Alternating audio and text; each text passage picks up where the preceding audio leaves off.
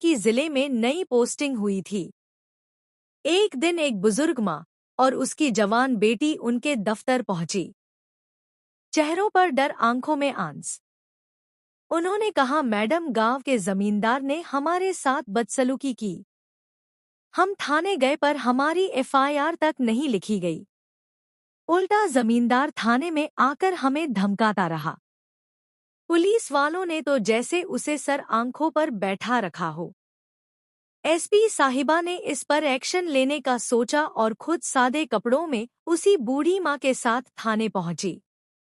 उन्होंने जाकर कहा, मेरी माँ की एफआईआर क्यों नहीं लिखी? अभी दर्ज करो। नहीं तो ऊपर तक शिकायत जाएगी। थानेदार हंसते हुए बोला, तू कौन होती है हमें कानून सिखाने वाली? इतना कहकर दरोगा ने एसपी साहिबा को धक्के देकर बाहर निकालने की कोशिश की। फिर जो होता है उसे देखकर किसी को अपनी आंखों पर यकीन नहीं होता है। और जब आप इस कहानी को पूरा जिला नाम तो बड़ा सीधा साधा था, लेकिन यहाँ के कानून के रास्ते बड़े टेढ़े-मेढ़े थे। इसी रामपुर जिले की कमान अभी कुछ ही हफ्तों पहले एक नई एसपी साहिबा ने संभाली थी। नाम था आरती सिंह। उम्र कोई 30 से 32 साल, लेकिन आंखों में ऐसी तेजी और चेहरे पर ऐसा आत्मविश्वास था कि बड़े-बड़े अपराधी भी नजरें झुका लेते थे। आरती के लिए रामपुर एक और पोस्टिंग नहीं थी, एक चुनौती थी। उसे पता था कि बाहर से शांत दिखने वाले इस जिले के अंदर जुर्म और भ्रष्टाचार की जड़ें बहुत गहरी थी। वह हर रोज सुबह अपनी बड़ी सी ऑफिस की कुर्सी पर बैठती, फाइलों के ढेर को देखती और सोचती, शुरुआत कहाँ से करूं। एक ऐसी ही उमस भरी दोपहर थी। ऑफिस के बाहर पेड़ों पर सन्नाटा पसरा था और कूलर की घरघराहट भी कानों में चुभ रही थी। तभी एक अधेड़ उम्र की महिला, जिसका नाम शांति देवी थी, अपनी करीब 20 साल की बेटी राधा के साथ डरते डरते एसपी ऑफिस के गेट पर पहुंची।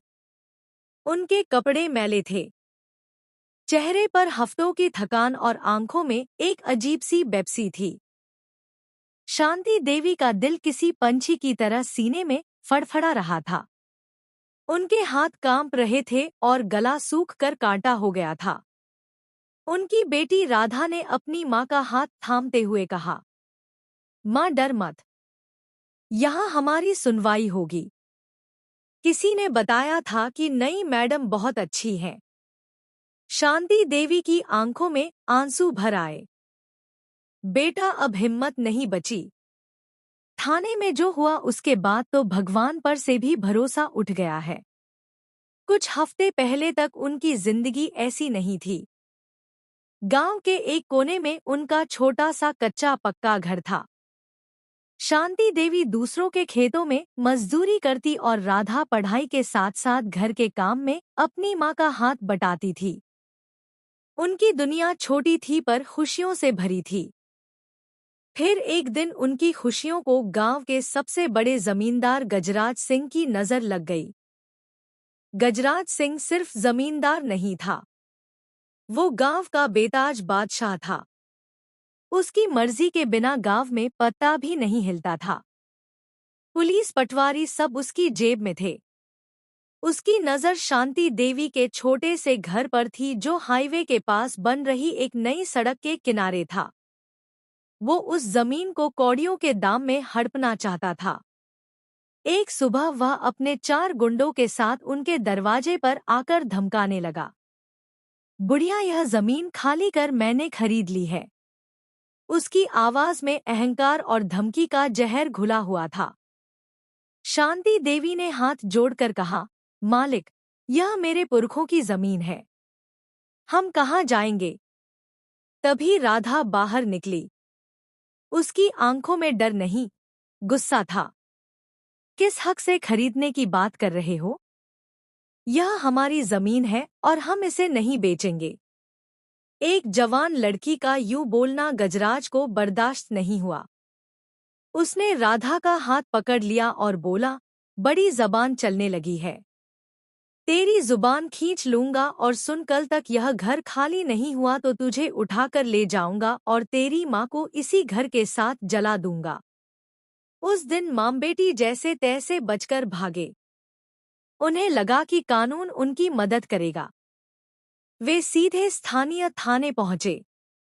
वहां का थानेदार था इंस्पेक्टर भीम सिंह। भीम सिंह अपनी तोंद और मूंछों के लिए पूरे इलाके में मशहूर था। उसकी वर्दी पर लगे सितारे चमक रहे थे, पर उसकी आत्मा पर भ्रष्टाचार की मोटी परत जमी हुई थी। उन्होंने अपनी आपबीती सुनाई। भीम सिंह ने उनकी कहानी सुनी जैसे कोई मजेदार किस्सा सुन रहा हो। उसने उन्हें घंटों बिठाए रखा, फिर चाय पी, पान खाया और आखिर में बोला, देखो गजराज सिंह इलाके के इज्जतदार आदमी हैं। तुम लोग उन पर झूठा इल्जाम लगा रही हो। शांति देवी गिड़गिड़ाती रही, साहब हमारी एफआईआर तो दर्ज कर लो। लेकिन भीम सिंह ने घूरकर कहा, चल निकल यहाँ से, वरना अंदर कर दूंगा।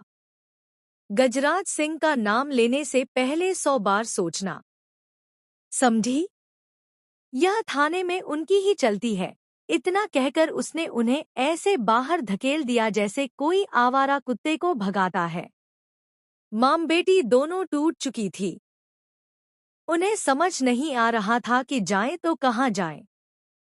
गांव वाले गजराज से डरते थे और पुलिस वाले उसके पैसों पर पलते थे। दिन बीतते गए, धमकियां बढ़ती गईं। कभी उनके घर पर पत्थर फेंके जाते, कभी रात में दरवाजे पर धमाके होते। राधा की आंखों से नींद गायब हो गई थी। शांति देवी हर वक्त भगवान से यही दुआ मांगती, हे राम, अब तो कोई मसीहा भेज दे। आखिरकार किसी ने उन्हें बताया, जिले में नई एसपी मैडम आई हैं। बड़े ईमानदार और कड़क स्वभाव की हैं। अगर कहीं सुनवाई हो सकती है तो बस उनके पास। यही आस लेकर शांति देवी अपनी बेटी को लेकर एसपी ऑफिस पहुंची थी। आरती सिंह ने उनकी पूरी कहानी ध्यान से सुनी। उनका चेहरा गुस्से से लाल हो गया। वह जानती थी कि इस जिले में भ्रष्टाचार गहराई तक फैला है, लेकिन इतनी बेशर्मी की उम्मीद नहीं थी। उन्होंने माम बेटी को आश्वासन दिया, डरिए मत, अब न्याय होगा, और वो भी यहीं, इसी रामपुर में। पर एसपी आरती जानती थी कि अगर सीधे कार्रवाई की तो सारा पुलिस महकमा गजराज के पक्ष में खड़ा हो जाएगा। उन्होंने ठान लिया कि इस खेल को जड़ से साफ करना है। उसी शाम उन्होंने तय किया कि वह खुद सादी वर्दी पहनकर शांति देवी के साथ थाने जाएंगी। अगले दिन सुबह आरती सिंह ने वर्दी नहीं पहनी। उन्होंने एक सादा सूती सलवार कुर्ता डाला और बालों को ढीले से बांध लिया। कोई सोच भी नहीं सकता था कि यह औरत जिले की एसपी है। वह शांति देवी और राधा के साथ सीधे थाने पहुंची। थाने में इंस्पेक्टर भीम सिंह आराम से कुर्सी पर बैठा पंखा झलवा रहा था। उसने देखा कि एक औरत और 2 गरीब सी लग रही महिलाएं भीतर आ रही हैं। उसने बेतकल्लुफी से कहा, क्या है, क्यों आई हो फिर से? आरती ने दृढ़ आवाज में कहा, मेरी माँ की एफआईआर क्यों नहीं लिखी? अभी लिखो, वरना ऊपर तक शिकायत जाएगी। भीम सिंह हंसा। उसने कहा, अरे ओ पगली, तू सिखाएगी हमें कानून? भाग यहाँ से, वरना अंदर कर दूंगा। आरती वहीं खड़ी रही। उन्होंने दोबारा कहा, एफआईआर दर्ज करो, यही तुम्हारा काम है। भीम सिंह का पारा चढ़ गया।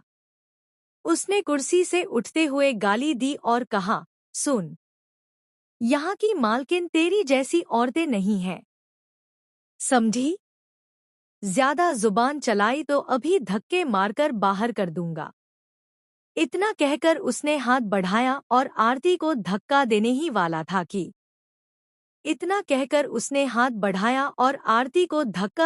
वाला था कि उसने अचानक अपना हाथ छुड़ाया और अपनी आवाज में ठहराव के साथ कहा, हिम्मत तो देखो तुम्हारी इंस्पेक्टर, एक औरत पर हाथ उठाते हो। फिर उसने अपने पर्स से अपना आईडी कार्ड निकाला और भीम सिंह की आंखों के ठीक सामने दिखा दिया। कार्ड पर अशोक स्तंभ चमक रहा था और नीचे मोटे अक्षरों में लिखा था, Aarti Singh, superintendent of police, SP जिला रामपुर। भीम सिंह की आंखें फटी की फटी रह गईं। पान की थैली उसके हाथ से छूटकर नीचे गिर पड़ी। थाने के माहौल में एक पलक झपकने जितना समय खामोशी छा गया। उस गवार दम में जैसे हवा निकल गई हो। चाय वाला, मुंशी, हवलदार, सभी के चेहरे से रंग उतर गए। भीम सिंह के पांव तले जमीन खिसक सी गई। वह घुटनों के बल झुका और घबराकर बोला, मैडम गलती हो गई, मैडम, माफ कर दीजिए। आरती का चेहरा अब कठोर था। उसने कहा, एक पुलिस वाला का किसी के पैरों में गिरना इस वर्दी की तौहीन है। तुमने अपनी वर्दी और अपने पद का इतना अपमान किया है कि सजा मिलनी ही चाहिए। उसने आदेश दिया, इंस्पेक्टर भीम सिंह को तत्काल प्रभाव से सस्पेंड किया जाता है।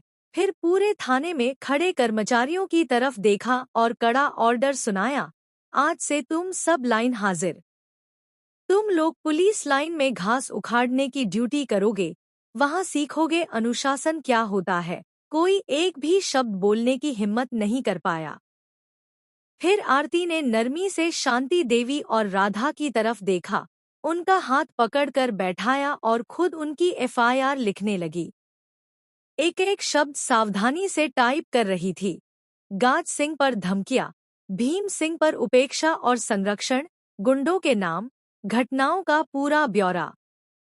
एफआईआर दर्ज होने के बाद उसने वायरलेस उठाया और कंट्रोल रूम में आदेश दिया, फौरन एक टीम बनाकर गजराज सिंह को धरदबोच कर लाओ। 1 घंटे के अंदर मुझे उसकी हिरासत चाहिए। Over and out. Rampur police महकमे में हड़कंप मच गया। उसी शाम जब गजराज सिंह अपने हवेली में आराम कर रहा था, 3 जीपें उसके गेट पर टूटकर अंदर घुस गईं। गजराज को लगा स्वागत होगा, पर जब सामने हाथकड़ी दिखी तो उसकी चोली अपने आप फटने लगी। तुम्हारी हिम्मत कैसे हुई? उसने चिल्लाया, पर इंस्पेक्टर ने ठंडे लहजे में कहा, यह आर्डर एसपी साहिबा का है, और गजराज हिरासत में चला गया। उस रात शांति देवी और राधा ने पहली बार चैन की नींद सोई। उनके घर के बाहर अब पुलिस की सुरक्षा तैनात थी। वहीं आरती देर रात तक अपने ऑफिस की खिड़की से शहर की बत्तियों को देखती रही। थकान थी पर दिल में सुकून था। उसने रामपुर में एक संदेश छोड़ दिया था, अब वर्दी का मतलब डराना नहीं, बचाना होगा।